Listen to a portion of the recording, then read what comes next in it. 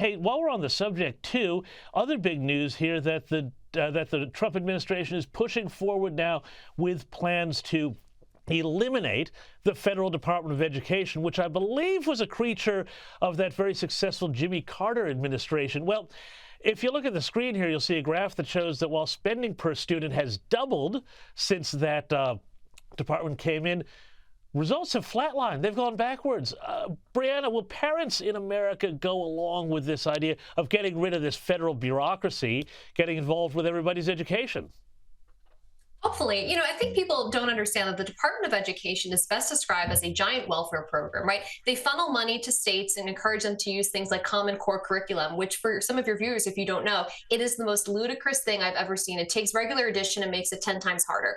They use it to push left-wing agenda. So if we can diminish or dismantle the Department of Education because it is a giant welfare system, that would be great. Otherwise, though, public schooling, it does come down to state and local levels in a lot of instances. So Donald Trump should use this as an opportunity to, one, dismantle the Department of Education, two, promote his policy of school choice and school vouchers, which is exceptionally popular, especially for minority students who have a better opportunity with school vouchers, and third, encourage parents to take seriously their local elections for school board meetings, because a lot of things that happen in schools happens at the local level.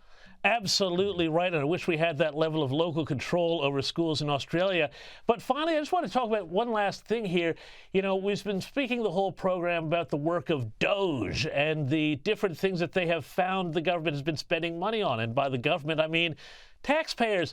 Tell us about how it turns out that the government has been quietly giving backhanders to all sorts of media websites, left-wing outlets, and creating a false consensus around left-wing positions in the media. So upon coming out here to the briefing room, I was made aware of the funding from USAID to media outlets, including Politico, who I know has a seat in this room.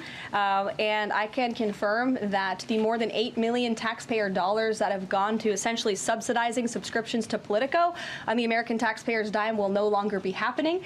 The DOGE team is working on canceling those payments now.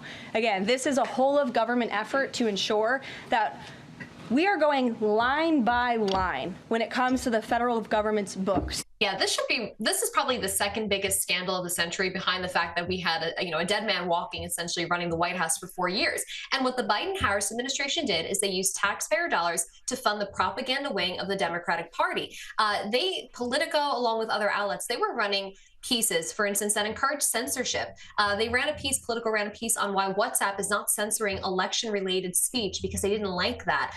They ran a psyop that Kamala Harris had a dream economy, and it's actually it was a nightmare economy. They told us that Donald Trump was increasing his violent rhetoric over the Liz Cheney comment that they purposely distorted and manipulated. All of this was just propaganda, and Americans see this new evidence from DOGE that has been released as further proof why they should not trust the mainstream corporate press. Brianna, thank you so much. Love your analysis, as always. Love your insights. You can read her on the Federalist.